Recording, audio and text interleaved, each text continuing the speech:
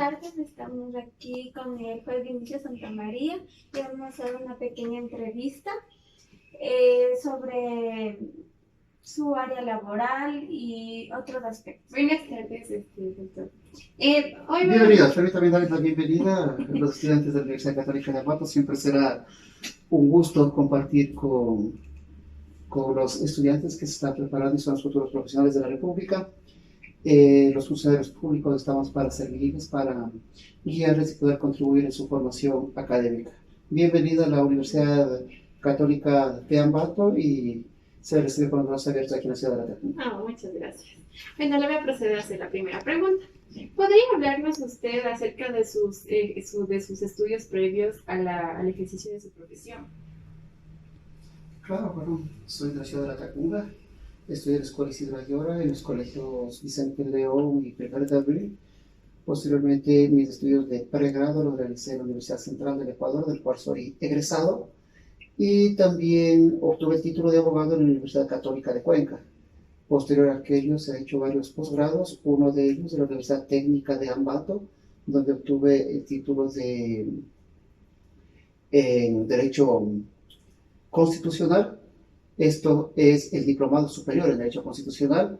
Después de eso, realicé mis estudios en la Universidad Autónoma de los Andes, donde obtuve el título de especialista y posterior magíster en Derecho Penal. Actualmente saqué ya el título, me gradué de especialista en Derecho Constitucional en la Universidad Andina Simón Bolívar y estoy cursando ya finalizando mis estudios de la maestría en Derecho Constitucional en la misma Universidad Andina Simón Bolívar. Ya, otra pregunta. ¿Nos podría hablar de su experiencia laboral a lo largo de estos años? Claro, obtuve mi título de abogado, estuve en libre ejercicio y en el año 2005 fui nombrado juez temporal del trabajo de Cotopaxi hasta el año 2007. En el año 2007 fui nombrado juez temporal de lo penal a tiempo completo, ¿no? A tiempo completo hasta el año 2012. Posteriormente fui nombrado juez del Tribunal de Garantías Penales de Cotopaxi por un periodo aproximado de 6 o 7 meses.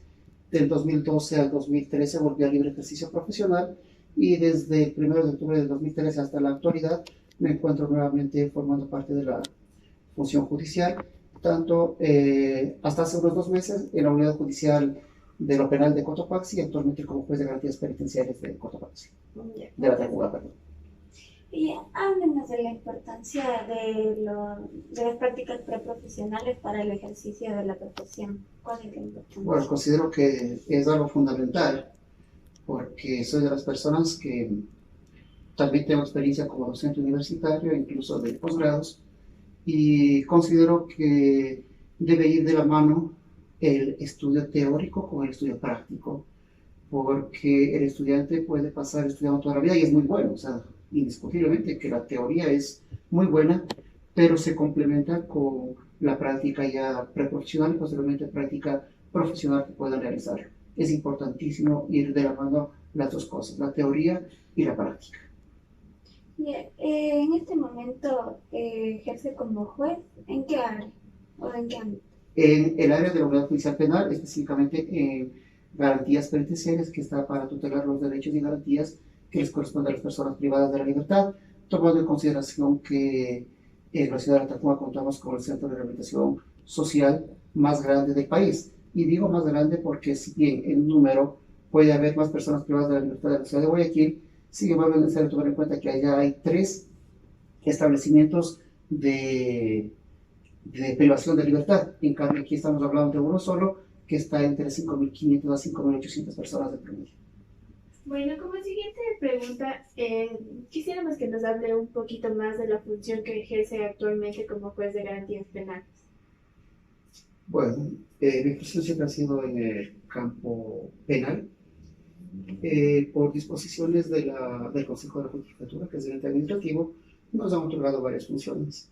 Es así como yo me desempeñado como juez penal, juez del Tribunal Penal, y posteriormente en la unidad judicial penal con sede en Cantón Tacunga, tuvimos varias funciones, como es conocer los casos penales, conocer contravenciones penales, conocer delitos de tránsito, conocer contravenciones de tránsito, Siempre todos los jueces somos jueces constitucionales en el que conocemos las garantías constitucionales que se plantean. También hemos conocido en su momento violencia intrafamiliar y en ocasiones hemos tenido que conocer incluso infracciones, perdón, materia de menores infractores, es decir, cuando personas menores de edad cometen un delito. Nos ha tocado conocer varias funciones. Actualmente, desde hace unos 2 meses aproximadamente, estoy desempeñando como juez de garantías penitenciarias específicamente para las personas privadas de la libertad. Ya. Como juez, ¿qué casos o delitos aborda? Como juez penal se han conocido muchos casos. Como les decía anteriormente, son casos de toda índole. Actualmente, como juez de garantías penitenciarias, básicamente tutelamos los derechos y las necesidades que pueden tener las personas privadas de la libertad. Es así como se ha conocido aquí casos emblemáticos, como es el caso del señor Fernando Valde, el caso del ex vicepresidente de la República, Jorge Glass. Siempre conocemos nosotros materia constitucional, eso conocemos todos los jueces por sorteo, y nos ha tocado tutelar también los derechos constitucionales que les asisten a las personas privadas de la libertad, y hemos requerido constantemente del apoyo de personas especialistas en una determinada materia. Esto es nombrar peritos psicólogos para que nos ayuden a obtener las pruebas y obtener los elementos de comisión necesarios para nosotros mejor resolver.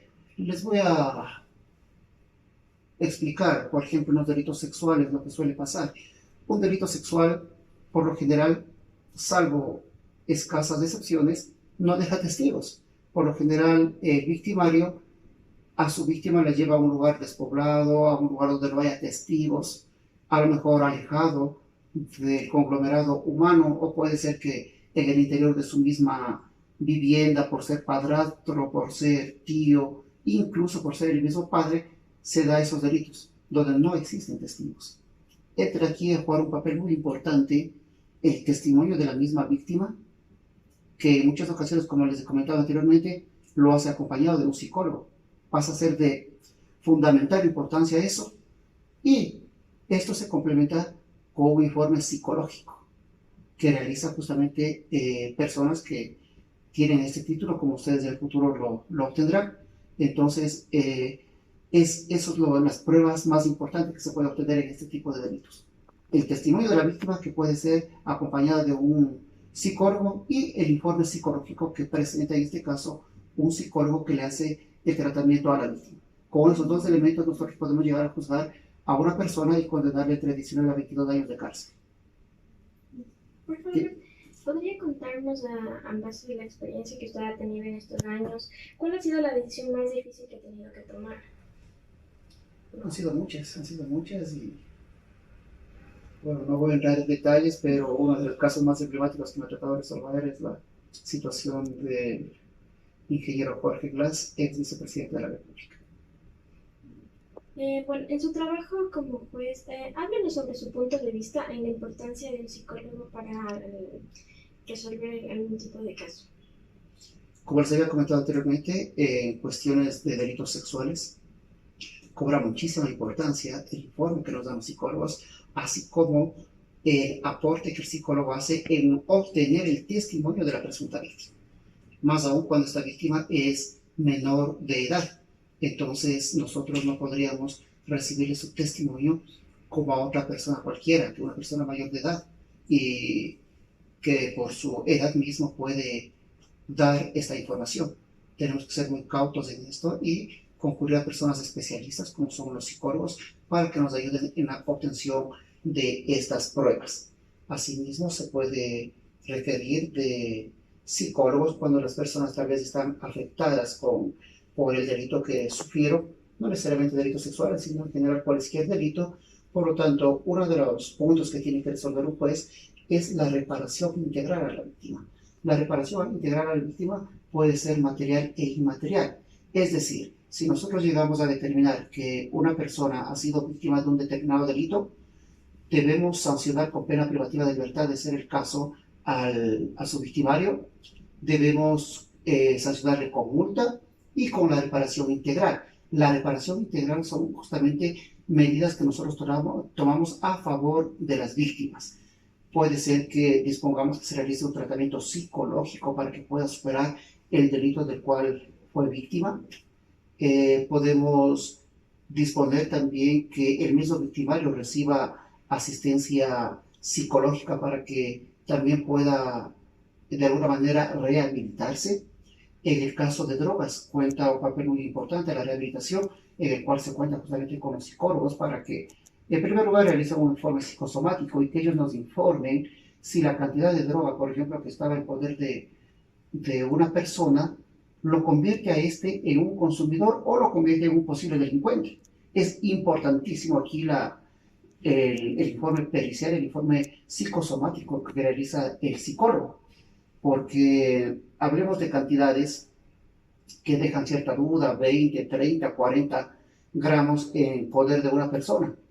Si es que el psicólogo nos ayuda en la información y se llega a la conclusión de que eso es suficiente para su consumo, que a lo mejor es un consumidor en alto grado, ¿no? Una persona que consume mucha droga en el día, 2, 3, 4 veces, y eso es suficiente para su consumo, se lo trata como un enfermo y como un problema de salud, y podemos mandar a disponer a que reciba la atención médica necesaria para que se pueda rehabilitar. Pero si se trata de una persona que no es consumidora y se le encuentra con 20, 30, 40 gramos de droga sin que tenga esta enfermedad, entonces estamos hablando de un delincuente que está traficando y está vendiendo este tipo de drogas, y en cambio a él, de acuerdo a una tabla que tenemos del artículo 220 del CODIR, podríamos llegar a sancionar hasta con 3 años de cárcel. Entonces es importante el informe, en este caso, psicosomático del psicólogo, si es que es consumidor o posiblemente se trata de un delincuente que está traficando con este tipo de sustancias. Por citar algunos ejemplos, a más de los sexuales que ya les he manifestado, ¿no?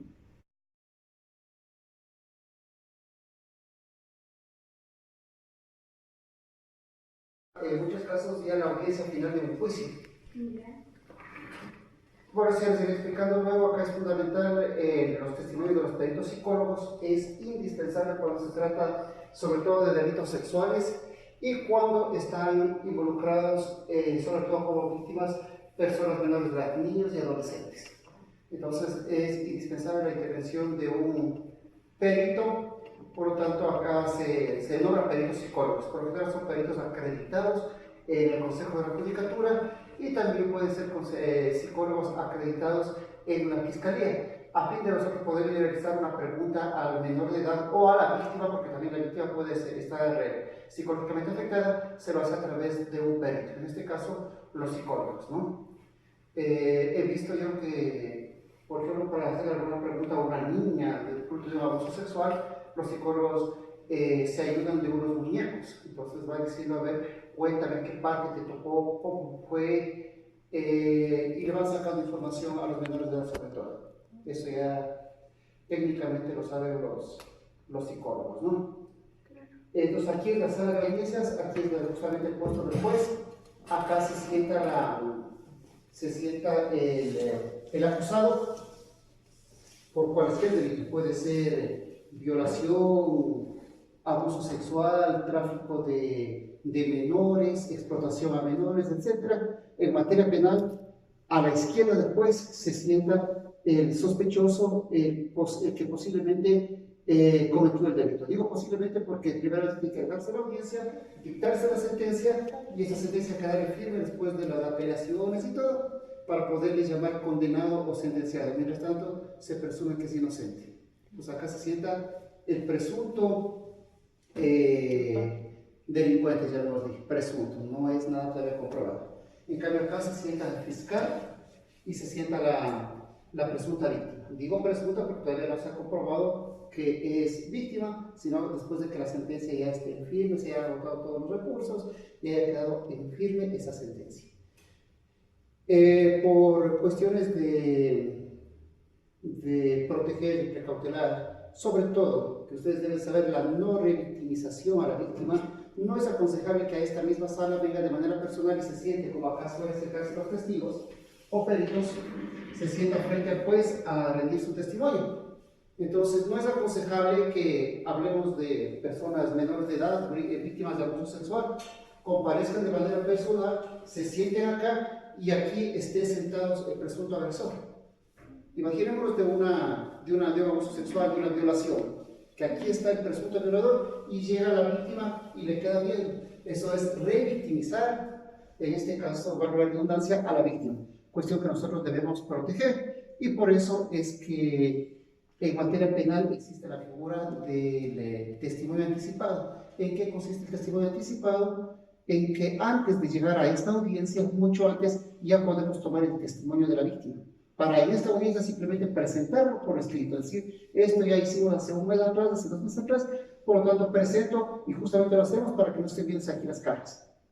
Entonces se utiliza la cámara de Helse, usted debe saber la cámara de Helse, entonces si ya vamos a ver está abierta la cámara para que ustedes puedan entrar, la cosa es evitar el contacto físico entre la presunta víctima y el presunto agresor, ¿no? Y más aún cuando se trata de menores de edad.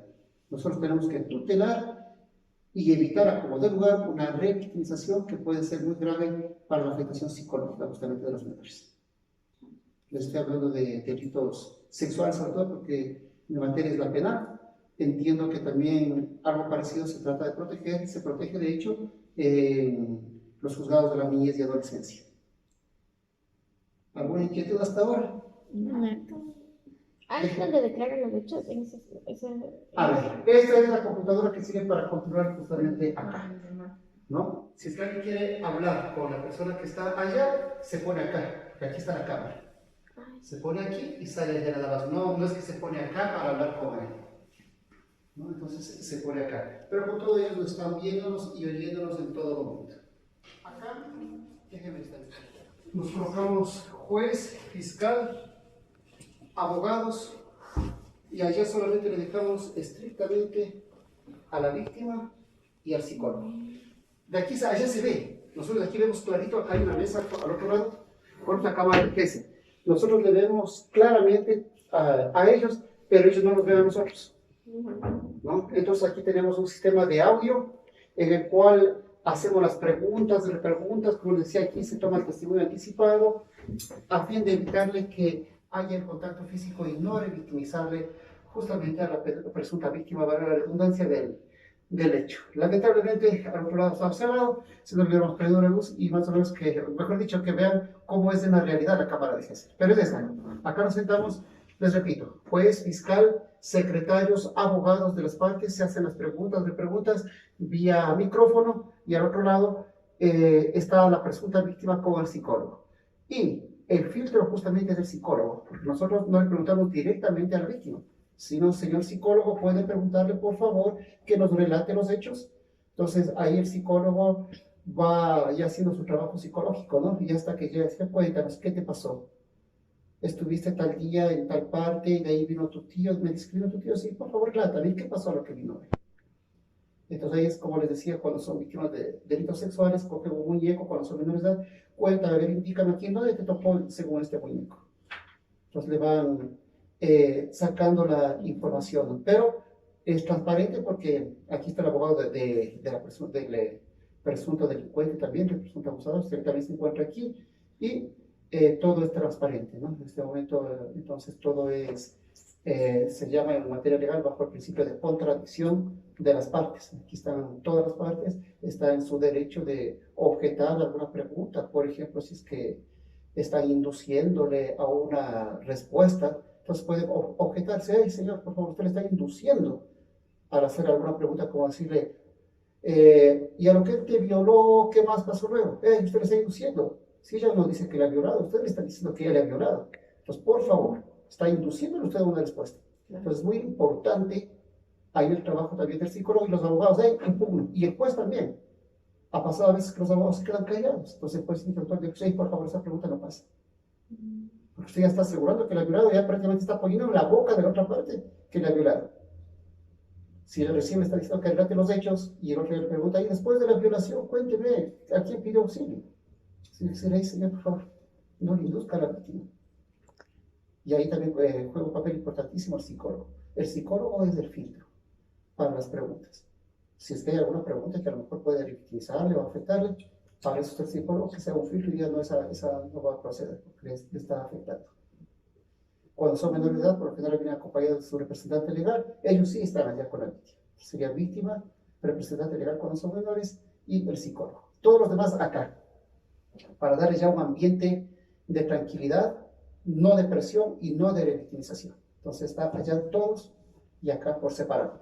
Si estuviera prendido al otro lado, van a ver que se ve clarito. Se ve una mesa con sillas y podemos verle físicamente a las 3 personas, digamos al psicólogo, a la víctima y de ser menor de edad a su representante legal. Entonces ese es el trabajo que juegan en este caso los psicólogos. Estamos en eso,